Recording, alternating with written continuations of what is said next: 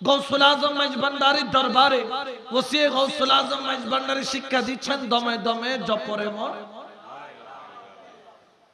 এখানে একটা বিষয় আছে, প্রতিটা নিঃশ্বাস, প্রতিটা কি দমে দমে, একটা দম যাতে তোমার আল্লাহর জিকির থেকে বাদ। এখন জিকির দুই প্রকার আছে, সব তরিকার মধ্যে সব ধরনের জিকির দেয়, প্রত্যেক জিকিরই হক, কোন জিকিরের বিরোধিতা করা যাবে? যে যেভাবে ডাকে আল্লাহ যেভাবে যাত্রা খুশি হয়, আল্লাহ কখন কাটটাতে খুশি হয়ে যায়, এখানে আপনি কখনো এটাকে ওজন দিয়ে মাপার কোনো ক্ষমতা। আউট ডিস্ট্রিক্টে গেলে দেখবেন এরা হুকুত হাক্কাত করে, নিঃশ্বাস নিয়ে এরকম আওয়াজ কতগুলা করে কি করে না। আবার অনেকে এগুলাকে ঠেস মারে, আমি কখনো এটাকে ঠেস মারি না, কারণ যেটা দমে দমে জিকির, কিসের দম নিতে এবং ফেলতে, ওই জিকিরটাকে যারা ছোট করে তাদের জিকির সম্পর্কে আইডিয়া নাই। তরিকতের খাস জিকির হচ্ছে একটা দমে দমে জিকির করা, ওটা জবানে হবে না, নিঃশ্বাসে হবে। সুবহানাল্লাহ বলেন। কারণ কি জানেন, এই যে নিঃশ্বাসের জিকির, এটা অনেক হুজুররা করে কিন্তু তারাও জানে না তারা কেন করে। আউট ডিস্ট্রিক্টে ব্রাহ্মণবাড়িয়ার দিকে গেলে এগুলো বেশি হয়, আমরা তো দিকে যাই, আমরা দেখি এরা কি করে এই জিকিরটা, কিন্তু তারা কেন করে, তারা মনে করে যে এটা তাল, এটা তাল নয়, এটা একটা জিকির। তবে হ্যাঁ, এটা যদি তুমি মজা নেওয়ার জন্য করো এই জিকিরের কোনো ফায়দা, যদি আল্লাহকে পাওয়ার জন্য করো সেটা ভিন্ন বিষয়। আচ্ছা বলেন তো, নিঃশ্বাস এটা আপনি ঘুমাইলে কি বন্ধ থাকে? কাজে গেলে বন্ধ থাকে, ঘরে গেলে বন্ধ থাকে, বাজারে গেলে বন্ধ থাকে, দুনিয়ার যেখানে যান নিঃশ্বাস বন্ধ হয়। নিঃশ্বাস এমন একটা জিনিস যেটা মৃত্যুর আগে কখনো বন্ধ হয়। এই নিঃশ্বাস এটা মৃত্যুর আগে কখনো বন্ধ হয় না। আল্লাহ বলতেছেন ওয়াজকুরুল্লাহ যিকরান কাসীরা, তোমরা অধিক পরিমাণে আল্লাহর জিকির করো। আমার দাদা হুজুর গৌসুল আজম মাইজভান্ডারী থেকে শিক্ষা নিয়ে আমাদেরকে বলছেন, একটা নিঃশ্বাসও তোমার যাতে আল্লাহর জিকির থেকে খালি না যায়। আমরা আরজ করলাম, হুজুর আমরা কিভাবে প্রতিটা নিঃশ্বাস আল্লাহর জিকিরের মধ্যে কাটাবো? তখন তিনি আমাদেরকে একটা সবক দিলেন, নিঃশ্বাসের সবক। এই সবকের মাধ্যমে নিঃশ্বাস নিতে এবং ফেলতে আল্লাহর নামটা জপার শিক্ষা দিল। আর এই শিক্ষা যখন পেলাম, একটা জপতে জপতে জপতে জপতে এমন একটা সময় চলে আসলো, কলব সেটাকে ফলো করতেছে, নিতে আল্লাহ ফেলতে হু, নিতে আল্লাহ ফেলতে হু। যখন কলব শুনতে শুনতে অভ্যস্ত হয়ে গেল, আমি একদিন জিকির করা বন্ধ করে দিলাম। দেখলাম আমার দাদা হুজুর কেবলার একজন মুরিদ, সে এমনি নিঃশ্বাস নিলে কলবটা আল্লাহ বলে ওঠে, সে নিঃশ্বাস ফেললে কলবটা হু বলে ওঠে, আওয়াজটা দূর থেকে শোনা যাচ্ছে। জিজ্ঞেস করলাম ব্যাপার কি? বলে এটাই হলো দমে দমে জপরে মন লা ইলাহা ইল্লাল্লাহ। উচ্চ আওয়াজে বলেন না সুবহানাল্লাহ। এটাকে ছোট করে দেখার কোনো সুযোগ। এরপর হচ্ছে ফানা আনিল হাওয়া, সেটার অর্থ কি? আপনি ওইটুকু পরিমাণ গ্রহণ করেন যেইটুকু হইলে আপনার চলে, অতিরিক্ত আপনার চাহিদা। ওই যে আমাদের ধরা খাইলো না আল্লাহ রাস্তায় খরচ করে আবেদ আলী, ন দেখো ভালো বিমানের নামাজ পড়লে ফটো তোলন করে, সাগরের পারে নামাজ পড়লো কি তোলা লাগে, ফটো তোলা লাগে, ট্রেনে নামাজ পড়লো কি তোলা লাগে, রাস্তার মধ্যে গাড়ি থেকে নাইমাও নামাজ পড়লে ফটো তোলা লাগে। কিরে তুমি কি নামাজ পড়ো না ফটো সেশন করো? আবেদ আলী নাম শুনেছেন তো? হেতারে যখন কয় প্রশ্নপত্র ফাঁস করে টাকা কি করছো, আল্লাহর রাস্তায় কোটি কোটি টাকা ইনকাম করছে, সেটা হালাল না হারাম? জোরে বলেন না। আমি ওসিয়ে গৌসুল আজমের নাতিকে দেখেছি, নাম বলবো না, ওনারা হায়াতে আছেন। একদিন মাহফিলে গেলাম, মাহফিলে উনি তাকরীর করতে উঠবেন, আমি দেখে অবাক, ওনার পাঞ্জাবির পিছনে সিরা ওটা রিপু করা। রিপু বুঝেননি? দর্জির দোকানে গেলে একটা বাঁকা তেরা করে একটা রিপু করে সিরা যাতে দেখা। মাইজভান্ডার শাহী ময়দানে আওলাদে রাসূল বক্তব্য দিচ্ছেন, ওসিয়ে গৌসুল আজম মাইজভান্ডারের নাতি। উনার পাঞ্জাবি রিপু করা, অথচ উনাদের দরবারে কোটি কোটি টাকার হাদিয়া মানুষ দেয়। ওনারা যদি শেরওয়ানি স্যুট পরে প্রতিদিন একটা একটা পাল্টায়, কেউ প্রশ্ন করার নাই। আমি মনকে বললাম, আমার পাঞ্জাবিতে একটা রিপু নাই, আমার পাঞ্জাবিতে একটা সিরা থাকলে পাঞ্জাবি পরে আমি মাহফিলও যাই না। ওসিয়ে গৌসুল আজম মাইজ ভান্ডারীর নাতি, তিনি কেন মাহফিলের বক্তব্য দিতে উঠলেন রিপু পাঞ্জাবি? তখন এই মনে পড়ে গেল, ফানা আনিল হাওয়া, অর্থাৎ যতটুকু হইলে চলে ওনারা ততটুকুর মধ্যে চলে। বড় করে বলেন সুবহানাল্লাহ। ওনারা নিজেদের মধ্যে বাস্তবায়ন করে আমাদেরকে শিক্ষা দিচ্ছেন। সুবহানাল্লাহ। ওই দিন আমরা শাহজাদা হুজুরকে দেখছি মাইজ ভান্ডারের সামনে দিয়ে চলে যায় একটা 111 গাড়িতে করে। 111 মানে 111 বুঝেন? 4 লাখ 4.5 লাখ টাকার গাড়ি, 111 গাড়ি। ওখানের ভিতরে শাহজাদা হুজুর বসে আছেন, দরবার থেকে যাচ্ছেন। আমি বললাম, আমরা ব্যবহার করি প্রিমিয়াম, আর উনি ব্যবহার করছেন মাত্র 111, মানে 4 লাখ 4.5 লাখ টাকার গাড়ি। ব্যাপার কি? অর্থাৎ যতটুকু হইলে চলে, এর বাইরে ওনাদের কোনো চাওয়া পাওয়া। এটা শিক্ষা ওনাদেরকে কে দিয়েছেন? ওসিয়ে গৌসুল আজম মাইজ ভান্ডারী। আর ওসিয়ে গৌসুল আজম মাইজ ভান্ডারীর শিক্ষা কার থেকে নিয়েছেন? গৌসুল আজম।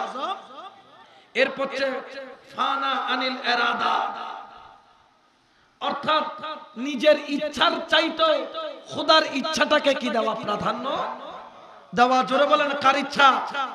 আল্লাহর। জোরে বলেন না কার ইচ্ছা? নিজের ভাষণাকে, নিজের ইচ্ছাকে আল্লাহর ইচ্ছার সামনে বিলীন করে দেওয়া। সুবহানাল্লাহ। মন চাইতেছে এমন, কিন্তু না, আল্লাহর ইচ্ছার সামনে নিজেকে যে বিলীন করতে পারে ওই ব্যক্তি। ওসিয়ে গৌসুল আজম মাইজ ভান্ডারী বলছেন, 1 নাম্বার তোমাকে অনুসরণ করতে হবে ফানা আনিল খালক, অর্থাৎ একমাত্র আল্লাহর দিকে তাকিয়ে থাকা, একমাত্র আল্লাহর কাছে বিপদে আপদে মুসিবতে সাহায্য প্রার্থনা করা, একমাত্র উপকারের আশায় আল্লাহর দিকে নজর করা। 2 নম্বর হচ্ছে ফানা আনিল হাওয়া, অর্থাৎ ওই সব বিষয় থেকে নিজেকে দূরে রাখা, কথাবার্তা চলাফেরা যেটার প্রয়োজন নাই, প্রয়োজন না হলে বাজারে যেও না, প্রয়োজন না হলে কথা বলো না, প্রয়োজন না হলে লেনদেন করিও না, যতটুকু হইলে চলে ততটুকুর মধ্যে চলো। 3 নম্বর হচ্ছে ফানা আনিল ইরাদা, খোদার ইচ্ছার সামনে নিজের ইচ্ছাকে কুরবানি করে দেওয়া, যেটা ইমামে হুসাইন কারবালার ময়দানে দিয়েছিলেন। নিজের 6 মাসের বাচ্চা থেকে শুরু করে 80 বছরের যুবক কুরবানি হয়ে গেছেন আল্লাহর ইচ্ছার সামনে। বড় করে বলেন সুবহানাল্লাহ। এরপরে মওতে আরবা, 4 প্রকার মৃত্যু। এটা বড় ইম্পর্টেন্ট একটা বিষয়। মওতে আরবার 1 নম্বর হলো মওতে আবিয়াস, সাদা মৃত্যু। সাদা মৃত্যু মানে কি? এই নিয়ামতটা অর্জন হয় রোজার মাধ্যমে, সিয়াম সাধনার মাধ্যমে, সংযমের মাধ্যমে, যাহার ফলে আপনার কলবের মধ্যে আলো উজ্জীবিত হয়। সুবহানাল্লাহ। এই জন্য দেখবেন আল্লাহওয়ালা যারা, তারা বেশি বেশি কি রাখে? রোজা রাখে। আমার হযরত কেবলা বলতেছেন, আমার গোলামরা 365 দিন কি রাখে।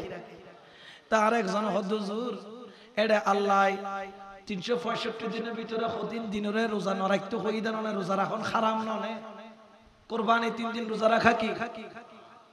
তো এগুলা কোথায় যাবে? ঈদের গুলা কোথায় যাবে? ঈদুল ফিতরেরটা কোথায় যাবে? আমি বললাম, তুমি এখনো রোজার অর্থই বুঝো নাই।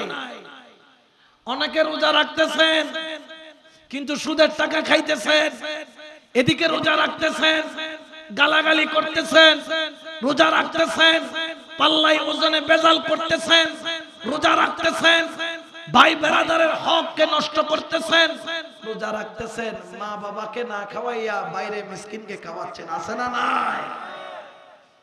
রোজা তরিকতের শরীয়তের দুনো রোজার দাম আছে।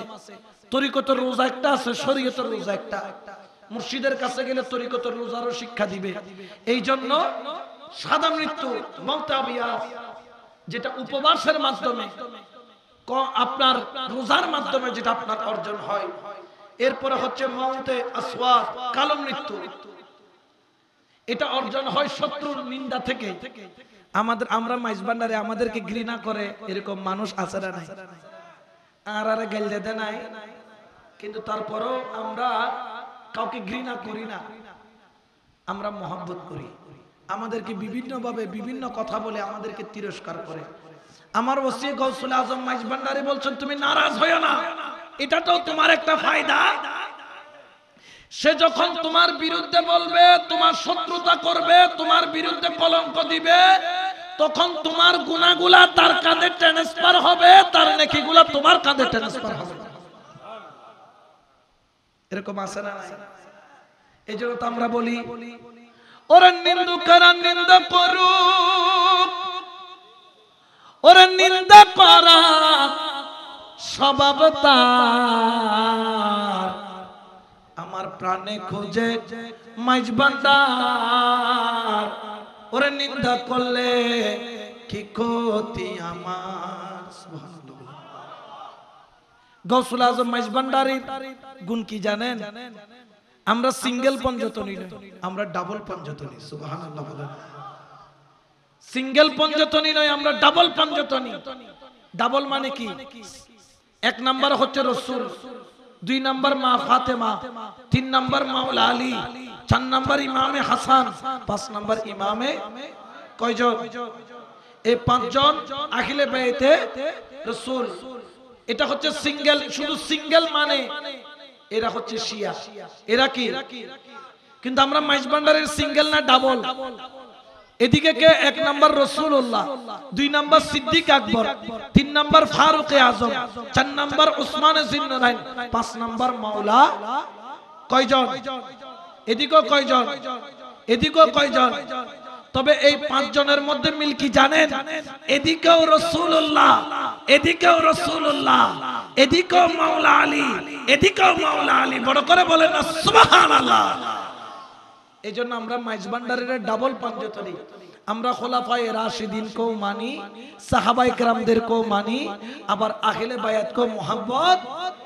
এখন মহব্বত করি বিদায় অনেকে আবার নারাজ। আমাকে অনেকে প্রশ্ন করেন, আপনারা এত ভালোবাসেন কেন আহলে বায়াতকে? আমি বলি, রাসূল ভালোবেসেছেন। আফজালুন নাস বাদাল আম্বিয়া তো সিদ্দিক আকবর। আমি বলি 1000 বার মাথার তাজ কথাটাকে শ্রদ্ধা করি, মানি। তবে সিদ্দিক আকবর বলতেছে আন-নাজরু ইলা ওয়াজহি আলিয়িন ইবাদা। সিদ্দিক আকবর শিক্ষা দিচ্ছেন আলী চেহারার দিকে দেখা ইবাদত। বড় করে বলেন সুবহানাল্লাহ। তাহলে আমি সিদ্দিক আকবরকেও মানি। ফারুক আজম খুতবা দিচ্ছেন মসজিদে নববীর মধ্যে খেলাফত কালে, ইমামে হুসাইন মসজিদে নববী। হযরত ফারুক আজম খুতবার মাঝখানে নেমে পড়লেন, হুসাইনকে কাঁধে নিলেন, খুতবা দেওয়া আরম্ভ করলেন। সবাই বললেন, হুজুর খুতবা দেওয়া ওয়াজিব, আপনি ওয়াজিব তরক করেছেন। ফারুক আজম বললেন, খবরদার এটা বলো না। আমি দেখেছি হুসাইনকে, রাসূল যখন নামাজের সিজদার মধ্যে যাইতো, রাসূলের কাঁধের উপর হুসাইন উঠে যাইতো, আর যখন হুসাইন উঠতো রাসূলের পাক সিজদাকে লম্বা করে দিত। বড় করে বলো সুবহানাল্লাহ। এটা শিক্ষা নিয়েছি ফারুক আজম থেকে আহলে বাইতের ভালোবাসা, শিক্ষা নিয়েছি উসমানে জিন্নুরাইন থেকে ভালোবাসা, শিক্ষা নিয়েছি সাহাবায়ে কেরাম থেকে ভালোবাসা। এই জন্য আমরা সাহাবাকেও মানি, আহলে বায়াতকেও মানি। সাহাবা আর আহলে বায়াতের মধ্যে পার্থক্য কি? সাহাবাদের গুণ হলো একটা, তারা সাহাবা। আহলে বায়াতের গুণ হলো দুইটা, তারা সাহাবাও আবার আহলে বায়াতও। বড় করে বলেন সুবহানাল্লাহ।